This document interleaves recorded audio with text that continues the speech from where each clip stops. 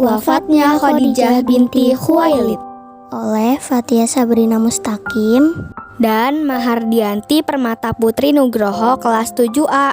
Pada tahun 619 Masehi, Nabi Muhammad SAW kehilangan orang penting dalam hidupnya. Ialah sang istri tercinta Khadijah binti Khuwailid.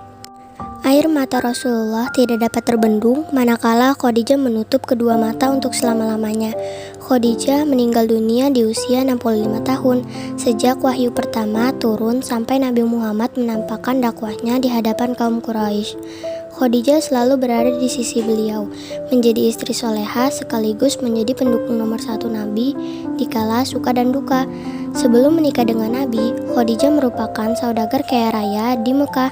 Namun semua hartanya lama-kelamaan habis digunakan untuk kepentingan dakwah Islam. Pada suatu hari Nabi Muhammad baru pulang dari berdakwah. Khadijah yang sedang menyusui Fatimah ingin menyambut kepulangan suaminya. "Tidak perlu, wahai istriku, duduklah saja dan terus menyusui Fatimah." Kondisi keluarga Nabi Muhammad dan Khadijah tidak lagi sama seperti dulu. Sekarang hidup mereka serba pas-pasan. Kadangkala tidak ada makanan terhidang di meja. Beberapa lama kemudian setelah Khadijah menidurkan Fatimah, Khadijah duduk bersama Rasulullah kemudian memberi wasiat.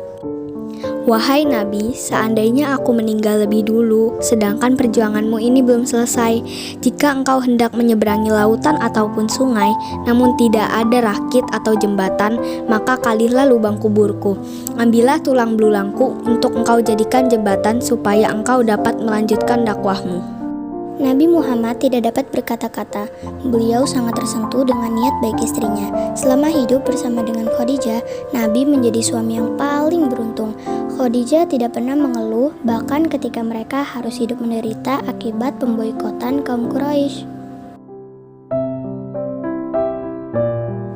Peristiwa pemboikotan telah menguras pikiran dan tenaga Khadijah di usianya yang tidak lagi muda. Selama kurang lebih 3 tahun lamanya, Khadijah dan umat Islam merasakan sulitnya hidup di pengungsian. Itulah masa-masa terberat yang dilaluinya bersama Rasulullah. Dampak dari peristiwa tersebut cukup besar. Abu Thalib jatuh sakit dan meninggal dunia 6 bulan setelah pemboikotan berakhir. Disusul kemudian Khadijah mulai sakit-sakitan. Sebelum meninggal, Khadijah telah meminta maaf kepada Nabi Muhammad.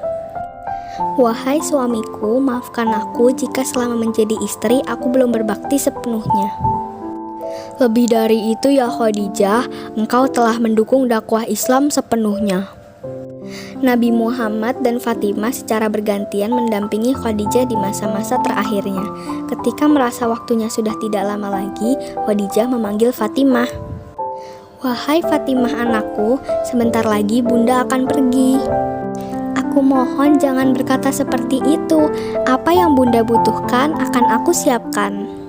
Tolong mintakan kepada ayahmu. Bunda malu dan takut memintanya sendiri. Bunda ingin surban milik ayahmu yang biasa digunakan untuk menerima wahyu sebagai kain kafanku kelak." Nabi Muhammad mendengar percakapan mereka dan langsung mendekat. "Wahai istriku, sesungguhnya Allah Subhanahu wa Ta'ala menitipkan salam kepadamu dan telah dipersiapkan tempatmu di surga."